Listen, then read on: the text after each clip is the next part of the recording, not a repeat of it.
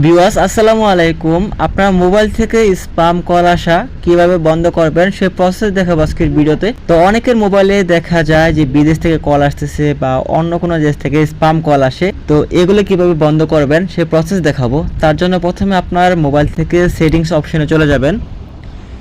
Settings অপশনে যাওয়ার পর এখান থেকে আপনি খুঁজে বের করবেন স্প্যাম কল খুঁজে বের করবেন। যদি আপনি খুঁজে না পান, সেটিংসে সার্চ অপশন দেখতে পারবেন, এখান থেকে সার্চ করে দিবেন স্প্যাম লিখে, SPAM স্প্যাম লিখে সার্চ করে দিবেন। দেখতে পারবেন আপনার সামনে ডিফল্ট কলার আইডি বা স্প্যাম অ্যাপ চলে আসবে। জাস্ট এটার উপরে ক্লিক করে দিবেন।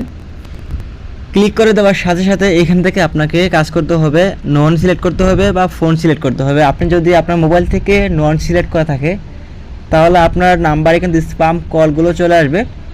যদি আপনি এখান থেকে ফোন সিলেক্ট করে দেন তাহলে আপনার বাংলাদেশি নাম্বার যেগুলো আছে সেগুলো কিন্তু চলে আসবে, আপনার পরিচিত নাম্বার বা সেভ করা নাম্বার এরকমভাবে কিন্তু স্প্যাম কল আসবে না যদি আপনি ফোন সিলেক্ট করে দেন। তো এইভাবে আপনারা খুব সহজে আপনার মোবাইল থেকে স্প্যাম কল আসা বন্ধ করতে পারবেন।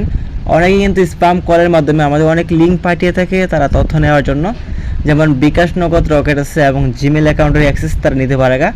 আপনি জাস্ট এখান থেকে ফোন সিলেক্ট করে রাখবেন, তাহলে আপনার নাম্বার এবং আপনার ফোন সুরক্ষিত থাকবে।